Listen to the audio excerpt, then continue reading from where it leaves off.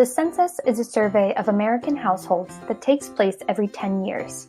It's mandated in Article 1, Section 2 of the Constitution, and is meant to give the government an idea of who lives where, the age of the population, what kinds of people live in what areas, and so much more. Filling out the census is so important and only takes a couple of minutes to complete. You can mail in your census information, complete it over the phone, or fill it out online in a number of different languages. So why should you bother taking the time to complete the census? The information collected at the census is used to determine a number of things, including how many representatives in Congress a state gets, how billions of dollars of aid is distributed across the country and allocates resources for job creation, housing, infrastructure, and other government-funded programs. Let's say you live in a neighborhood of 100 people, and the next neighborhood over is in a different district and has the same number of people living there.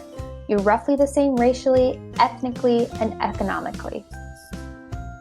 If only 50% of the people in your neighborhood fill out the census and 100% of the people in the next neighborhood over completes the census, then the government does not know the extent of the aid that the people in your community need, nor do they really know how many people live there to begin with. As a result, more aid, funds, and jobs may go to the other neighborhood because their data points towards more people living there, and as a result, your community could suffer. This can also mean that the neighboring community may get more representation in Congress because they live in a different district and congressional representation is determined by population.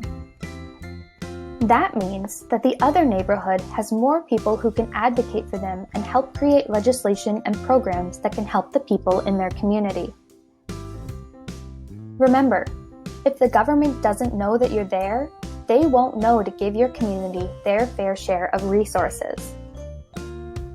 Some people may not complete the census because of worries about privacy and how participation may affect them if they're undocumented. This is a legitimate concern, and President Donald Trump did try to get a question on citizenship status included on the 2020 census. However, the Supreme Court ruled against it, and as a result, the 2020 census does not include a question on citizenship.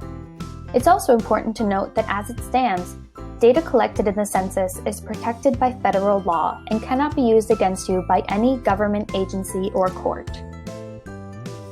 So the simple act of completing the census, something that takes less than 10 minutes, can mean a huge difference to the people around you and is a quick and easy way to advocate for yourself and your community. If you haven't completed the 2020 census, go to 2020census.gov to complete the census online, request a physical census to mail in, or find the appropriate phone number to call and complete your census in a language other than English. Your community will thank you.